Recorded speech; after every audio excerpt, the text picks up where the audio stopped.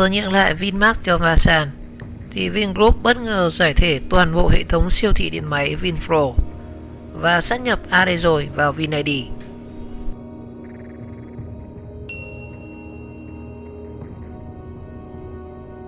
Ngày 18 tháng 12 năm 2019, thì tập đoàn Vingroup chính thức công bố rút lui khỏi mảng bán lẻ trực tiếp để tập trung nguồn lực cho công nghiệp và công nghệ.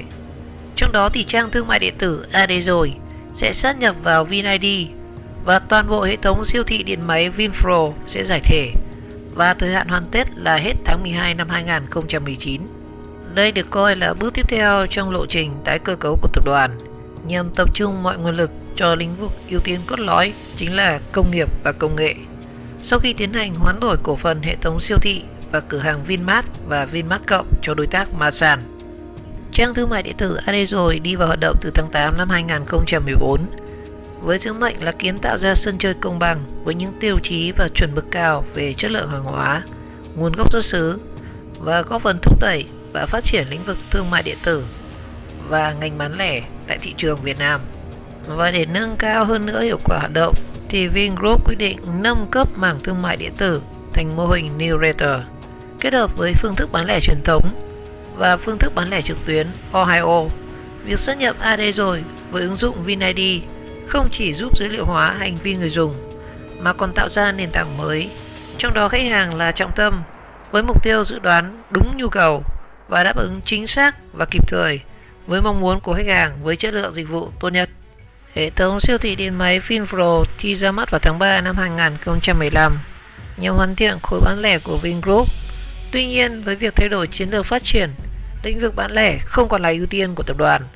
Do đó, Vinpro sẽ được giải thể ngay trong tháng 12 năm 2019. Quá trình tái cơ cấu bao gồm sát nhập và giải thể các công ty trong mảng bán lẻ sẽ được tiến hành theo quy định của pháp luật nhằm đảm bảo đầy đủ quyền lợi của đối tác và khách hàng. Các cán bộ nhân viên có năng lực phù hợp và có nhu cầu cũng sẽ được giữ lại để chuyển sang làm việc tại các công ty thành viên khác của tập đoàn. Và thông tin Vingroup cho biết tất cả các nhân viên Vinpro vẫn sẽ nhận được lương tháng 13, thưởng Tết và phần thưởng nhằm tri ân những đóng góp trong suốt thời gian vừa qua. Và việc chính thức rút toàn bộ các hoạt động của khối bán lẻ trực tiếp đã khẳng định quyết tâm của tập đoàn Vingroup nhằm tối ưu hóa nguồn lực cho lĩnh vực trọng điểm chính là công nghệ và công nghiệp. Và đây cũng là bước đi quan trọng trong chiến lược đưa Vingroup trở thành tập đoàn công nghệ, công nghiệp, thương mại dịch vụ hàng đầu của Việt Nam và có tầm vóc lớn trên thế giới trong tương lai.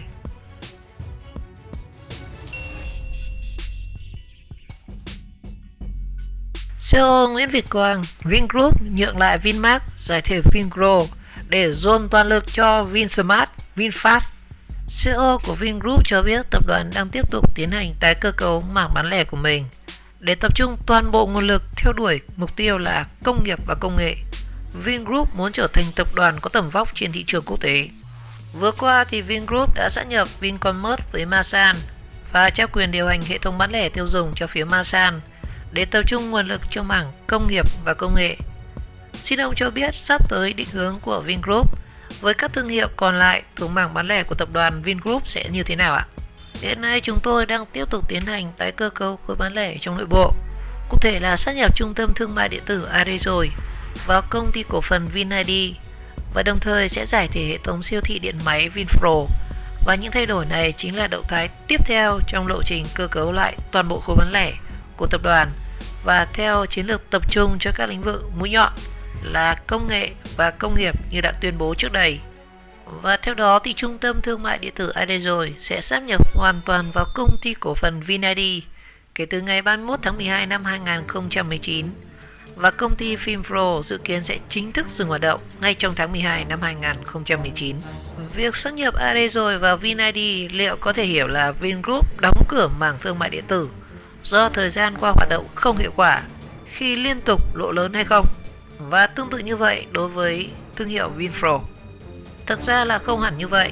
Thương mại điện tử ở Việt Nam có tiềm năng phát triển rất lớn. Do đó các doanh nghiệp đều chấp nhận thua lỗ ban đầu khi đầu tư vào thương mại điện tử để thâu tóm thị phần.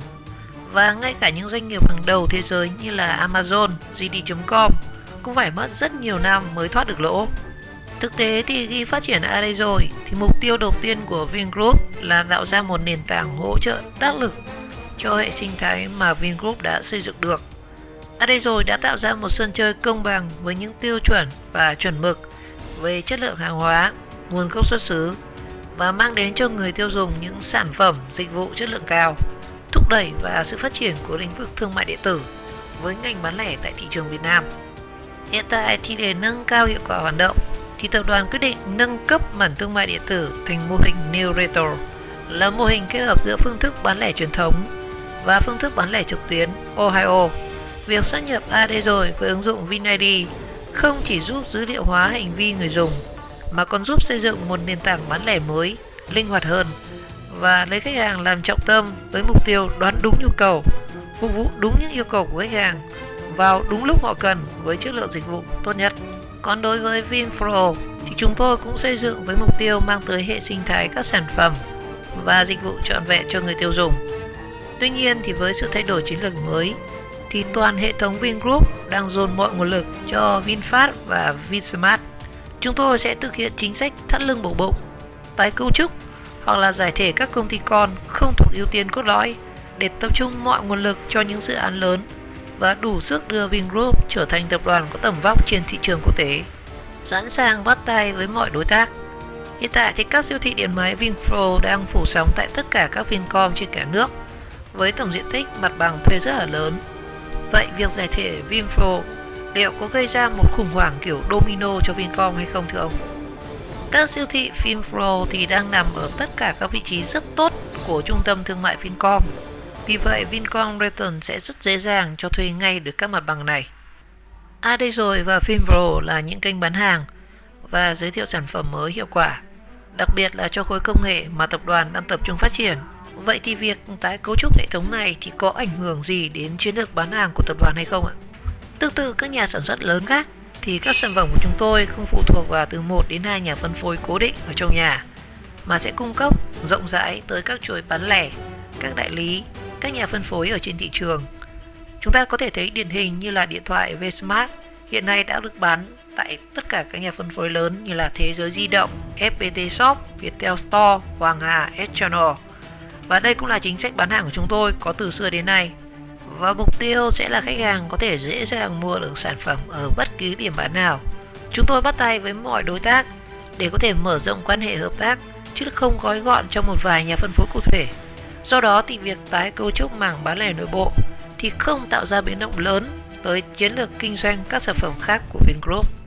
Thưa ông thì khách hàng và các nhà cung cấp của AD rồi và Vinpro sẽ bị ảnh hưởng như thế nào sau việc sắp xếp lại như này? Và nhân sự tại các công ty này thì có được điều chuyển vào các đơn vị khác của tập đoàn hay là không? Hiện nay chúng tôi đang tiến hành các thủ tục theo đúng quy định của pháp luật nhằm đảm bảo đầy đủ quyền lợi cho đối tác và cả khách hàng. Các cán bộ nhân viên có đủ năng lực phù hợp và có nhu cầu cũng sẽ được giữ lại hoặc là chuyển sang làm việc tại các công ty thành viên khác. Mọi chế độ chính sách của người lao động, ví dụ như là lương tháng 13, thưởng Tết, trả phép vân vân đều được thanh toán một cách sòng phẳng. Ngoài ra thì tập đoàn còn có quà tri ân cho tất cả các cán bộ nhân viên. Và đặc biệt về phía Vingroup thì lộ trình tái cấu trúc của bán lẻ đã trở nên rất là rõ nét để chúng tôi có thể tập trung hết sức mình cho mảng công nghệ và công nghiệp và khẳng định quyết tâm sẽ trở thành tập đoàn công nghệ, công nghiệp, thương mại dịch vụ hàng đầu ở Việt Nam và có tầm vóc lớn trên tầm thế giới. Vâng, xin cảm ơn.